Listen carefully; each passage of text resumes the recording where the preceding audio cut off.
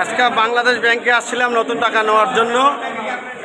নতুন টাকা দেওয়া বন্ধ, অনেকক্ষণ আশায় ছিলাম, লাইনও ছিলাম, টাকা দিল না।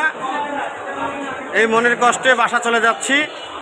আর নতুন টাকা নেওয়া হবে না, মানে আজকে তারা দিতে চাইছিল এবং সারা সোশ্যাল মিডিয়ায় খবর টবর সব জায়গায় বলছে বাংলাদেশ ব্যাংকে নতুন টাকা দিবে। আজকে টাকা দিল না, এই চলে যাচ্ছে মনের কষ্ট নিয়ে। অবশ্যই এটা নিয়ম, দেশের সরকার নাই তো, সরকার থাকলে হয়তো বা একটু সিদ্ধান্ত হইতো। এই বাংলাদেশ ব্যাংকের রুলসেই নতুন টাকা পাইলাম না। সকালে লাইন দিয়ে দাঁড়ালাম, গভর্নমেন্ট স্যারও গালেও বলছে যে আজকে আমরা উদ্বোধন করে টাকা দিব। শত শত লোক দাঁড়িয়ে আছে, কিন্তু টাকা পাইলাম না। ভাবছিলাম নতুন টাকা নিয়ে দেশে যাব, কত একটা আনন্দ না। আমরা তো রুলসে নিতেছি, তারপরে ব্যাংকে আজকে নতুন টাকা পাইলাম না। যাক, কষ্ট থাকি গেল মনে। এটা কখনো এই দেশে বাংলাদেশ কখনোই সংস্থান হবে না, এইভাবে সারা জীবন থাকবে। আজকে কেউ বাংলাদেশ ব্যাংকে আসবেন না নতুন টাকার জন্য। আমি ঘুরে যাচ্ছি, আর আমার কোনো ভাইজন না ঘুরে যায়। সবাই বাসায় থাকেন, আজকে কোনো নতুন টাকা দেবে না।